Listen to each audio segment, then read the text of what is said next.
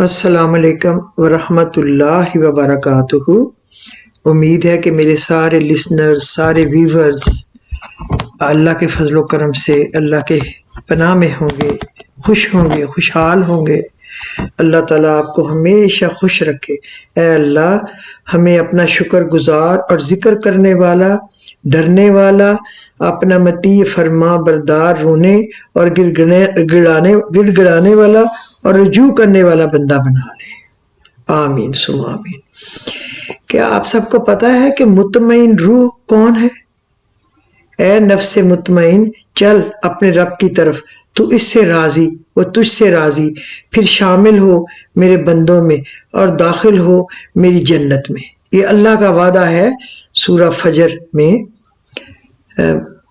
27 سے 30ویں سپارے میں 27 نمبر آیت۔ دنیا میں آدمی کو دو قسم کے احوال پیش آتے ہیں، کبھی پانا، کبھی محروم ہو جانا۔ یہ تو آپ مانیں گے نا، کبھی چیزیں ملتی ہیں، نعمتیں بے شمار اوپر نیچے ملتی ہیں، اور کبھی نقصان پہ نقصان، کھوتا جاتا ہے سب کچھ۔ یہ دونوں حالتیں امتحان کے لیے ہیں، وہ اس جانچ کے لیے ہیں کہ آدمی کس حالت میں کون سا رد عمل پیش کرتا ہے۔ جس شخص کا معاملہ یہ ہو کہ جب اس کو کچھ ملے تو وہ فخر کرنے لگے، اور جب اس سے چھینا جائے تو وہ منفی نفسیات میں مبتلا ہو جائے، ایسا شخص امتحان میں ناکام ہو گیا۔ دوسرا انسان وہ ہے کہ جب اس کو ملا تو اس نے خدا کے سامنے جھک کر اس کا شکر ادا کیا، اور جب اس سے چھینا گیا تو دوبارہ اس نے خدا کے آگے جھک کر اپنے عجز کا اقرار کیا کہ میں بے بس ہوں، تو مالک ہے، میرے پاس تو وہی تھا نا جو تو نے عطا کیا تھا، تیری چیز تھی، تو نے لے لی۔ یہی دوسرا انسان ہے جس کو یہاں نفس مطمئنہ کہا گیا ہے، یعنی مطمئن روح۔ نفس مطمئنہ کا مقام اس شخص کو ملتا ہے جو کائنات میں خدا کی نشانیوں پر غور کرے۔ نمبر 2، جو تاریخ کے اوقات سے عبرت و نصیحت کی غذا لے سکے۔ نمبر 3، جو اس بات کا ثبوت دے کہ جب اس کی ذات میں اور حق میں ٹکراؤ ہوگا تو وہ اپنی ذات کو نظر انداز کر دے گا اور حق کو قبول کر لے گا۔ نمبر 4، جو ایک بار حق کو مان لینے کے بعد پھر اس کو کبھی نہ چھوڑے، خواہ اس کی خاطر اسے اپنے آپ کو کچلنا پڑے اور خواہ اس کے نتیجے میں اس کی زندگی ویران ہو جائے۔ اور یاد رکھے کہ اپنے دن کا جو آغاز ہے نا، وہ خوبصورت تلاوت کلام پاک سے کیا کریں، اس کو سنا کریں یا پڑھا کریں اور اپنے دلوں کو نور سے منور کر لیا کریں۔ نفس کے خلاف جنگ جیتنے کا واحد حل یہ ہے کہ انسان یہ عزم کر لے، طبیعت مانے یا نہ مانے، بس اللہ کی ماننی ہے، کیونکہ جنت اپنی خواہشات کی پیروی سے نہیں بلکہ اطیع اللہ و اطیع الرسول سے ملنی ہے۔ اللہ اور اس کے رسول کی اطاعت سے ملنی ہے، اپنی مرضی سے نہیں ملنی، یہ جب وہ طے کر لے۔ حدیث نبی صلی اللہ علیہ وسلم ہے، حضرت عبداللہ بن عمر رضی اللہ عنہ کہتے ہیں کہ میں نے رسول اللہ کو فرماتے سنا، حقیقی اور کامل مسلمان وہ ہے جس کی زبان اور جس کے ہاتھ سے مسلمان محفوظ رہے، اور حقیقی مہاجر وہ ہے جو اللہ تعالیٰ کی منع کی ہوئی چیزوں کو چھوڑ دے، وہ حقیقی مہاجر ہے۔ ہر بندہ یہ ہم میں سے رونا روتا ہے نا، ضرورتیں پوری نہیں ہوتی، ضرورتیں پوری نہیں ہوتی۔ ایک تو ہم ناشکرے ہو گئے، ایک ہم نے اپنی چادر سے زیادہ پاؤں بچھا لیے ہیں، ایک ہمیں یہ ہے نا کہ برانڈز نے مار دیا، برانڈز، ہمیں اعلیٰ اعلیٰ برانڈز چاہیے، گوچی چاہیے، ایل وی چاہیے، ورساچی چاہیے، ہرمیز چاہیے، ویلنٹینو چاہیے، اللہ جانے کیا کیا ہمیں چاہیے۔ تو ہمیں عام چیز شرافت والی اچھی نہیں ہے، بس وہ چیز لینی ہے جس پہ ہمارا فخر بنے، اور فخر بنانے والی چیز پہننا حالانکہ گناہ ہے اللہ رسول کی نظر میں، لیکن ہم لوگ پہنتے تو ہیں نا۔ چلو اگر اللہ نے فالتو دیا ہو تو پہنے اور اس کا شکر ادا کریں، لیکن ان چیزوں پہ فخر نہ کریں کہ یہ چیزیں کچھ ہمارے لیے اچھا نہیں کر سکتی۔ ہمارے اعمال ہمیں اچھا یا برا بنائیں گے اللہ کی نظر میں، اللہ کے رسول کی نظر میں، دنیا کی نظر میں۔ چیزیں اپنے لیے ہیں، کسی کی شکل ہے، دولت ہے، پیسہ ہے، چیزیں، دوسرا کیا کرے؟ تو میں آپ کو بتاؤں، نماز فجر اور نماز مغرب کے بعد کسی سے بات کیے بغیر ایک تسبیح درود شریف کی پڑھ لیں، انشاءاللہ اللہ تعالیٰ غیب سے تمام ضرورتیں پوری فرما دے گا۔ وہ درود شریف یہ ہے، اللہم صلی علی محمد وعلی آل محمد، اللہم صلی علی محمد وعلی آل محمد۔ یہ پڑھنے سے جو ہے نا آپ کی ضرورتیں اللہ پاک غیب سے پوری کرنا شروع کر دے گا اور آپ کے لیے آسانیاں پیدا کرے گا اور آپ کو خوب رزق روزیاں دے گا۔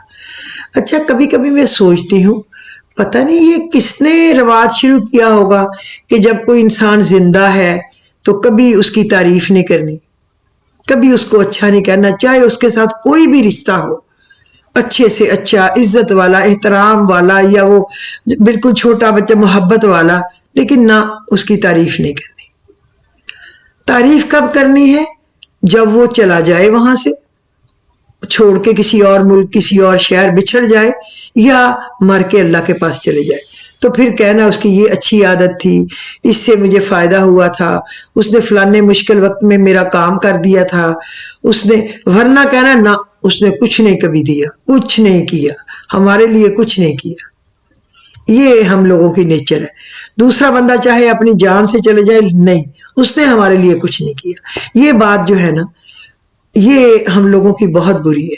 اگر کسی نے ہمارے ساتھ کچھ اچھا کیا ہے، اگر اس سے ہمیں کچھ فائدہ ہوا ہے، تو ہمیں اس بندے کے سامنے بھی کہہ دینا چاہیے نا کہ بھئی آپ نے ہمارے لیے یہ اچھا کیا، اللہ آپ کو جزا دے، میں بہت خوش ہوں، یا اور 4-6 بندوں میں اس کی تعریف کرے۔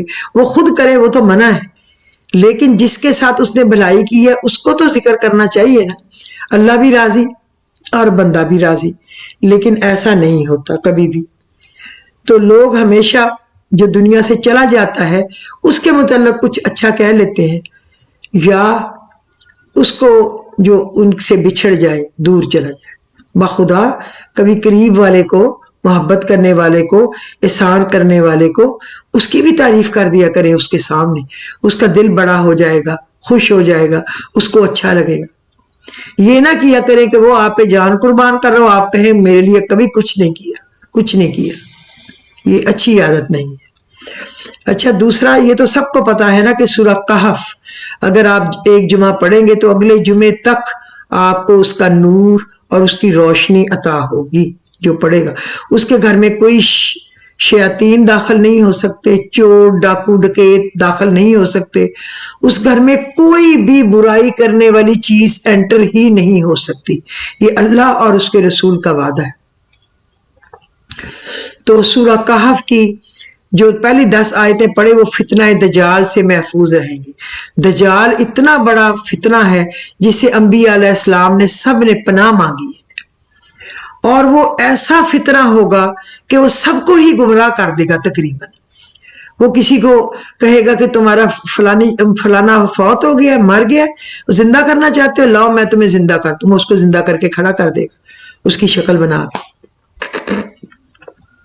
ایسی شکل بنا دے گا، وہ لگے گا کہ وہی کھڑا ہو گیا ہے، اور لوگوں کا ایمان خراب کرے گا۔ بہت برا وقت ہوگا، اس میں لوگ بہت تباہی ہوگی۔ تو جو وہ 10 پہلی سورت اس کی آیتیں یاد کر لے گا، کئی کہتے ہیں کہ 10 پچھلی کر لے گا، تو وہ فتنہ دجال سے بچا رہے گا۔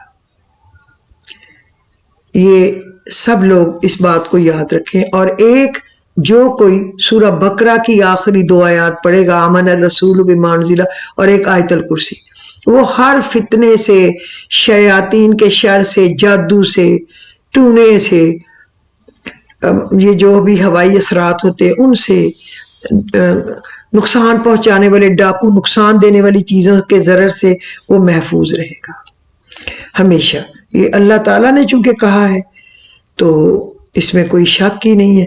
میری تو دعا ہے اللہ تعالیٰ آپ سب کو اتنی خوشیاں دے، اتنی خوشیاں دے، جیسی ہم کئی دفعہ کسی پکچر میں دیکھتے ہیں نا کہ گاجریں ہی گاجریں ہیں اور خرگوش اندر بیٹھا ہوا ہے، اتنی خوشیاں دے جتنی کہ خرگوش کو کی گاجروں والی پکچر ہم دیکھتے ہیں تو خوش ہوتے ہیں نا، اتنا دے۔ خدا کی راہ میں کوشش کریں اور کبھی پیچھے نہ ہٹیں، کیونکہ خدا نے تم سے کوشش مانگی ہے، نتیجہ نہیں۔ جب آپ کوشش کریں گے تو اللہ تعالیٰ اس کا پھل بے حساب دے گا۔ اللہ تو ہے ہی دینے کے لیے راضی بیٹھا۔ جب آپ قرآن پڑھنا شروع کرتے ہیں، حتیٰ کہ معمول بنا لیتے ہیں، روزانہ ایک پارہ یا اس سے کم زیادہ، پھر آپ مقدار بڑھا دیتے ہیں، حتیٰ کہ بڑھاتے جاتے ہیں، پھر ایک وقت ایسا آتا ہے کہ قرآن بھی آپ سے دوستی کر لیتا ہے، جس کا نتیجہ یہ ہوتا ہے کہ خود بخود قرآن پڑھنے کی طرف دل مائل ہوتا ہے اور سارے کام آسان ہو جاتے ہیں تاکہ تلاوت کا وقت مل سکے۔ پھر جب قرآن پاک آپ سے دوستی کر لیتا ہے تو تلاوت شروع کرتے ہیں، آپ کے دل کی تاریں قرآنی حروف سے جڑ جاتی ہیں اور لفظوں کا اتار چڑھاؤ گویا آپ کی روح کو لطف ہوتا ہے۔ قرآن جب کسی سے دوستی کرتا ہے تو پھر زندگی بھر دوستی نبھاتا ہے، بلکہ قبر کا ساتھ بھی دیتا ہے، حشر میں بھی ساتھ ہوگا۔ حتیٰ کہ قرآن اتنا وفادار ہے کہ اپنے دوست کو جنت میں داخل کر کے ہی چھوڑے گا۔ اللہ تعالی ہم سب کو قرآن کی تلاوت روزانہ کرنے کی توفیق عطا فرمائے اور تلاوت کے ساتھ قرآنی آیات و احکامات پر بھی عمل کرنے کی توفیق عطا فرمائے، اور قرآن کی عظمت اور محبت میں ہم سب کے دلوں میں قرآن کی عظمت اور محبت ہم سب کے دلوں میں راسخ ہو جائے۔ آمین یا رب العالمین۔ میری دعا ہے کہ کاش ایسا ہی ہو جائے۔ آپ کو یہ پتہ ہے کہ داتا اور منگتا میں کیا فرق ہے؟ انسان کے وجود ہوتے ہیں داتا اور منگتا، یہ دو طرح کے۔ جو اللہ کا بندہ ہوتا ہے وہ صورت کے اعتبار سے بھی داتا ہوتا ہے اور معنوں کے اعتبار سے بھی داتا ہوتا ہے۔ اس لیے بزرگان دین فرماتے ہیں صاحبو سوال مت بنو جواب بنو، سوال مت بنو جواب بنو، دینے والے بنو مانگنے والے نہ بنو، مانگو اللہ کے منگتے بنو، اللہ کے منگتے بنو، اس سے اپنی کوئی نیکیوں کا واسطہ دے کے، اللہ کی بڑائی کا واسطہ دے کے، اپنے نبی اکرم صلی اللہ علیہ وسلم اور ان کی آل اولاد کا، صحابہ کرام کا، خلفائے راشدین کا واسطہ دے کے ان سے اللہ سے مانگے، اللہ دے گا۔ جو نیک کام کرے گا وہی اللہ کے نزدیک ہو۔ جو دل اور نظر سے اتر گئے پھر کیا فرق کہ وہ کدھر گئے؟ دیکھیں نا، جو دل اور نظر سے اتر گئے پھر کیا فرق کہ وہ کدھر گئے؟ اگر بندہ اللہ کو نعوذ باللہ جس نے پیدا کیا ہے اس کو بھول بیٹھے گا تو اللہ کو کیا پرواہ وہ کہاں ہے، کیا کر رہا ہے، کس حال میں، اس کو فکر ہی نہیں۔ تو جب بندہ فکر کرے گا، اللہ کی طرف دوڑے گا، تو اللہ اس سے کئی ہزار گنا زیادہ تیزی سے اس کی طرف دوڑے گا کہ میرے بندے کیا تجھے چاہیے۔ تو کوشش کیا کریں کہ اللہ کی طرف دوڑیں، اللہ کے نیک کاموں کی طرف جو اس نے کہے ہیں اس کی طرف دوڑیں۔ اچھا، میں آج آپ کو یہ بتانا چاہتی ہوں کچھ وہ چیزیں لوح قرآنی کے کیا فائدے ہیں، اور دوسرا میں یہ بتانا چاہ رہی ہوں کہ کون سی سورت پڑھنے کا، کتنی دفعہ پڑھنے کا ثواب قرآن پاک کے پڑھنے کے برابر ہے، اور وہ کون سی ایک سورت ہے چھوٹی سی جس کو پڑھنا 1000 آیات پڑھنے کے برابر۔ لوح قرآنی میں تو آپ کو پتہ ہی ہے نا، الف لام میم اور ہا میم عین سین کاف نون، الف لام میم صاد ہا میم یا سین کاف ہا یا عین صاد کاف آمین۔ اس کے دیکھنے والوں کی سب مشکلیں آسان ہو جائیں گی۔ صبح اس کو دیکھ کر جو کام شروع کیا جائے گا پورا ہوگا اور غیبی طریقوں سے رزق کی دولت آنے لگے گی۔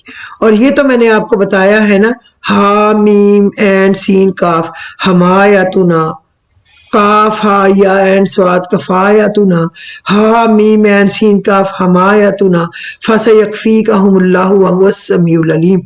اگر آپ اس کی تسبیح کچھ پڑھ لیں، 1 پڑھ لیں، 2 پڑھ لیں، 3 پڑھ لیں، آدھی پڑھ لیں، تو ان کا بے حد اجر ثواب ہے، چونکہ یہ لوح قرآنی کے ساتھ ہے اور اس کے ساتھ اپنی مراد فوراً اللہ پاک عطا کرتے۔ سورہ فاتحہ جو ہے نا، یعنی الحمد شریف، اگر آپ 3 مرتبہ پڑھنے کا ثواب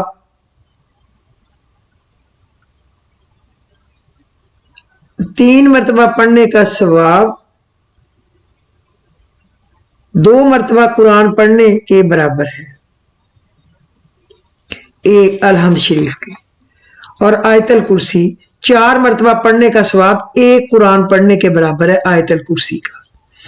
اور جو سورہ قدر ہے انا انزلناہ فی لیلۃ القدر 4 مرتبہ پڑھنے کا ثواب ایک قرآن پڑھنے کے برابر ہے۔ یاد رکھیں، آپ نوٹ کریں، پھر آپ کو شوق ہوگا کہ میں پڑھوں سورہ قدر کو۔ اسی طرح سورہ الطارق اور جو سورہ الحاکم التکاثر ہے نا، الحاکم التکاثر حتی زرتم المقابر، ایک مرتبہ پڑھنے کا ثواب گویا آپ نے 1000 آیتیں پڑھ لی ہیں قرآن کی، اتنا زیادہ اجر ہے۔ اور اگر آپ اس کی ایک تسبیح پڑھتے ہیں یا 33 دفعہ پڑھتے ہیں یا 21 دفعہ 20 دفعہ تو خود ہی آپ ضرب دے لیں کہ کتنی دفعہ آپ کو ثواب مل گیا۔ کوشش کیا کریں کہ ہم اپنی زبان کو، اپنے وقت کو ان کاموں میں لگائے رکھیں، بجائے کسی کی غیبت کریں، برائی کریں، کسی کے ایسے ذاتی معاملوں میں اپنی نوز پھنسائیں اور سننے کی کوشش کریں۔ اللہ تعالیٰ ان کانوں کے اندر پگھلایا ہوا سیسا ڈالے گا جو کسی کی بات کو غور سے سننے کی بلا وجہ کوشش کرتا ہے۔ کوئی بتا دے بات تو ٹھیک ہے، آپ کے پاس امانت ہے، اس کی حفاظت کرے، اور کسی کی زبردستی بات سننے کی یا ٹو لگانے کی کوشش میں نہ رہے، بہت بڑا گناہ ہے۔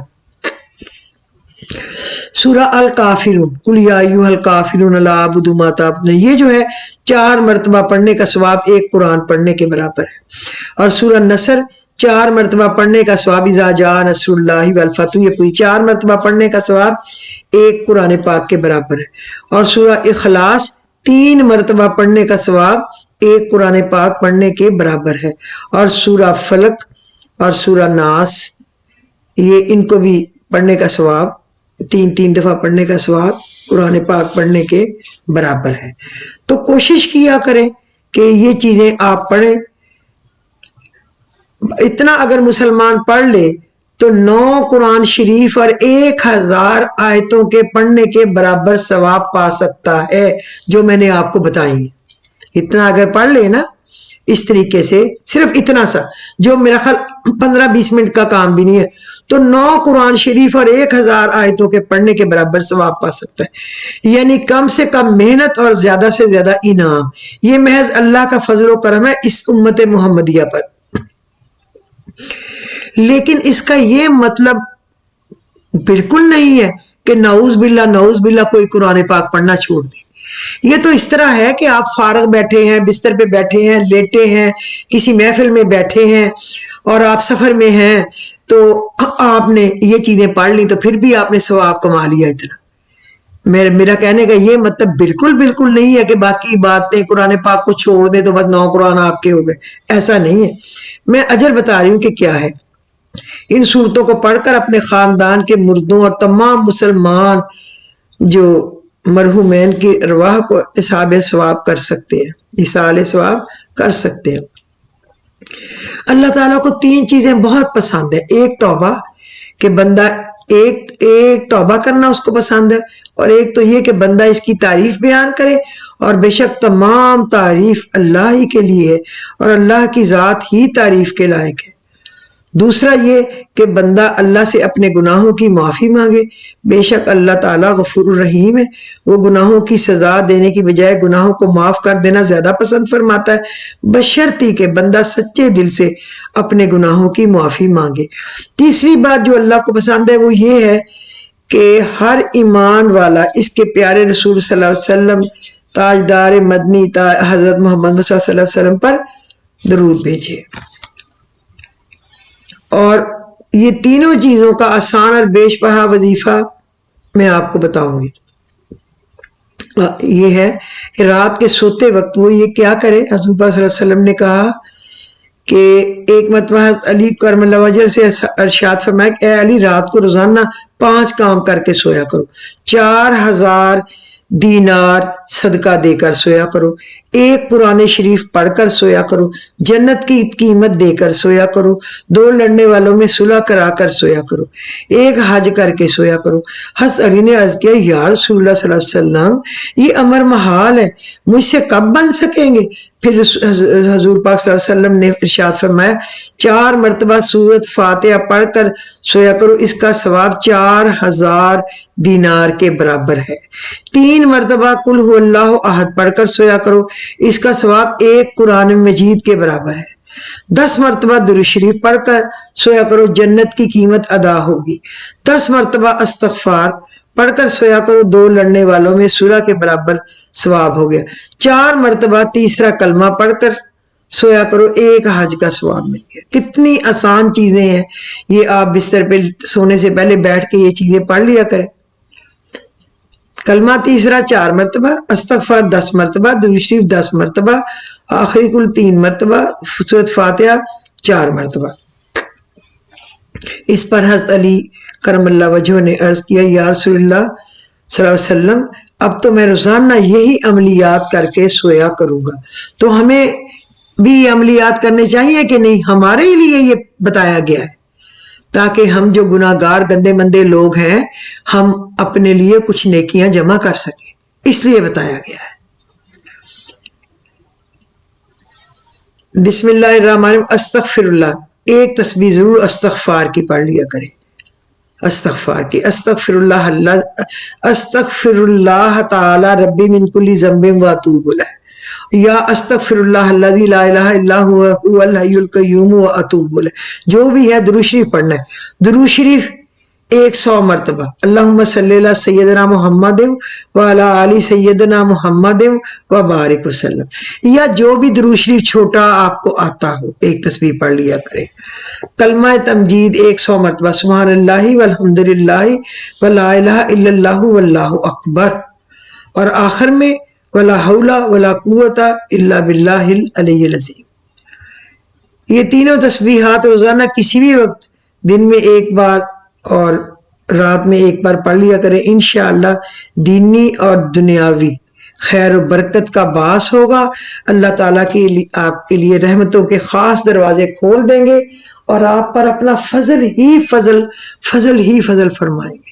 دیکھیں کتنی آسان چیزیں ہیں جو میں نے آپ کو بتائی ہیں، ان کو کرنا بالکل مشکل نہیں ہے، صرف عادت ڈالنے کی بات ہے۔ بجائے اس کے کہ ہم ڈرامے دیکھیں، ایسے ہی ان کے بحث مباحث سے سنیں، ایسے ہی یہ جو پروگرام بکواس آتے ہیں، یہ جیت لیں وہ جیت لیں، واہ یاد گفتگو ہوتی ہے، اس کو سننا کوئی فائدہ نہیں۔ خدا کی قسم اللہ سے دوستی کر لیں، اللہ سے دوستی کر لیں، اللہ کے رسول سے دوستی کر لیں، قرآن سے دوستی کر لیں، دیکھیں پھر رستے کھلتے چلے جائیں گے، اور آپ کی دنیا بھی اچھی اور آپ کا دین بھی اچھا، اور آپ کو چین و راحت بھی اس دنیا میں بھی عزت دے گا، اور آپ کے چہرے پہ اللہ نور بھر دے گا، دیکھنے والا پہچان لے گا کہ یہ کوئی نیک انسان ہے۔ جو بھی مرد عورت بچہ بڑا جوان بوڑھا پڑے گا۔ تو میرا خیال آج کے دن کے لیے یہ کافی ہے۔